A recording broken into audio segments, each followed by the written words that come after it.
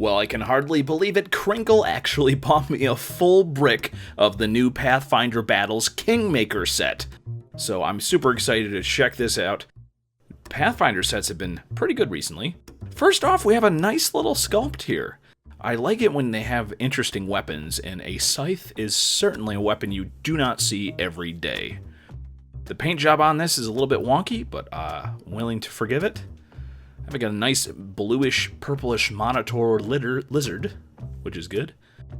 Nice bat swarm there, flying creature. Pretty useful. And we have some sort of naga, a swamp naga, apparently. Not as useful, but still you might need something like that. We have a very poor paint-jobbed gnome here. I can see what they're going for. But boy, oh boy, the paint job on this one, not very good. Sculpt is nice, though. Halfling miniatures are always helpful. And wow, another terrible paint job. A kind of good sculpt, but man, the paint job on that cat stinks. This Etter cap, you can't even tell exactly what it is. It's a very bad paint job. Here we have a slightly better paint job on this hill giant. You can see they use the technique of the... I'm not exactly sure how they do the little eyes there. But you can see the detail in the face is supposed to be like kind of printed on rather than painted on. But as you can see with this halfling here, sometimes the process is not perfect. I have a nice little sculpt there of the bandit. I like that. Look nice enough on the table. I think there's some errant paint there. And we have this one, which at first I was very disappointed in, but I realized you don't see that many like super heavily armored D&D or Pathfinder miniatures like this, so that might be useful. Then we have another gigantic Pathfinder trolls, this time a troll leader. Very interesting. It seems like they really did a couple of these miniatures that were super detailed compared to the other ones. This one could use a little bit of wash on the armor there, because that's supposed to be bone armor. But otherwise, a nice little miniature. Another bat swarm. If you're going to get a duplicate of anything, bat swarms are somewhat useful, so that's not too bad. Again, nice sculpt. A little bit of the paint is errant in this one, but the sculpt itself is pretty good. Nice cleric miniature there. Would make a very good NPC. And we have a bone warrior here. A bloody skeleton, I believe this is what this is. Certainly you could do a paint job that would make a much nicer effect, but it's got a dynamic pose, so once again, it seems like we're getting a lot of really nice sculpts here, but the paint jobs are not up to task. We have a Cyclops Lich. Yeah, I don't know. The paint job is just terrible on there. I don't think I like that sculpt very much.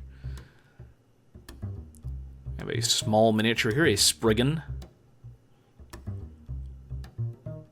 Not much to say about that. We have a nice Scarecrow miniature. I really like this miniature. You don't see that many Scarecrows. You can easily make these yourself, but it's just convenient to have this as maybe like a decoy or a red herring for your players. We have a Ratkin Miniature. A were-rat, actually, not a ratkin.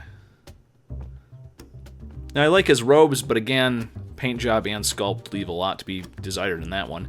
And then we have yet another premium, excellent sculpted, excellent painted large miniature. Gosh, it's kind of weird how much effort was put into some of these miniatures compared to the other ones.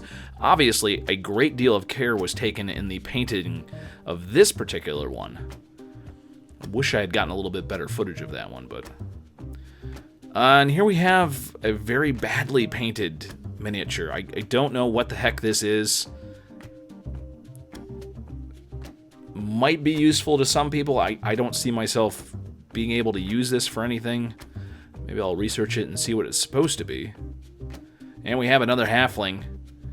The face paint splattered everywhere. Certainly a nice enough sculpt for a halfling sculpt. Needs to be repainted. This guy I thought was a decent sculpt. A Shadow Rogue. Certainly would look okay on the table as is. Not as badly smeared as the other one. And we have another hill giant. Nothing special there. We have this one, which is very interesting. This is a very unique sculpt. Apparently this guy is supposed to be some sort of bandit or a ruffian. It's a very interesting sculpt. He's got a big keg on his back. Would make a very, very unique NPC. This guy is super interesting. I thought this was some sort of like forest spirit or something to do with like the Feywild or whatever the Pathfinder equivalent was, but apparently it's just an elf ghost. A very interesting take on a ghost. We have a bit of scenery here, a gargoyle with no base. And we have a large manticore. The paint job on this guy, on the face anyways, is not that great. Though the body itself seems to be painted up pretty nicely. I like the colors used.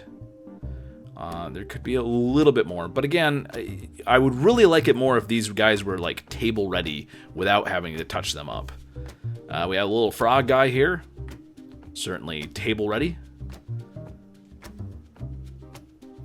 And we have a dwarf miniature.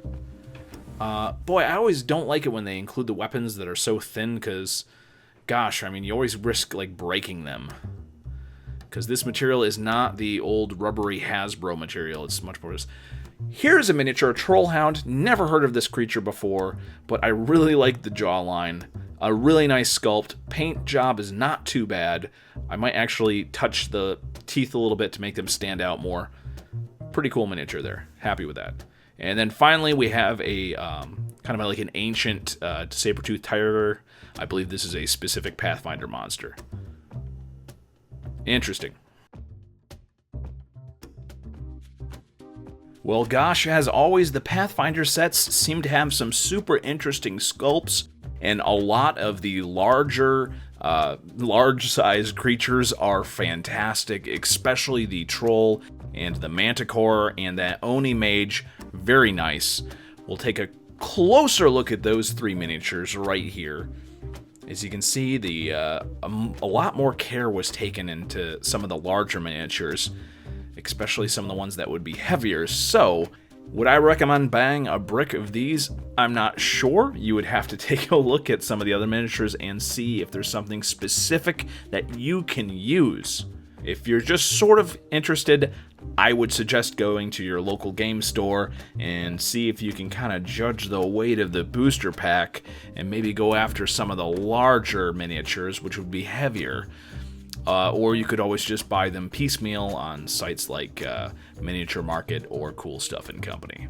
Overall, I think this time the sculpts were the clear winner. The paint jobs varied in quality, which is a little bit disappointing, but still, at least you're not going to get stuck with a bunch of really poor sculpts. WizKids, I think, really needs to put more thought into where they're going with these lines.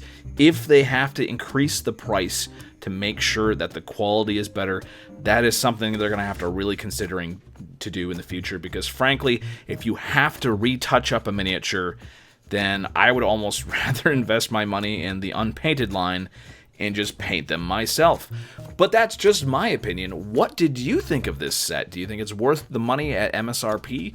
Are you going to buy these at a local game store, or are you going to buy these at somewhere at Miniature Market or Cool Stuff and Company on sale? Let me know in the comments below.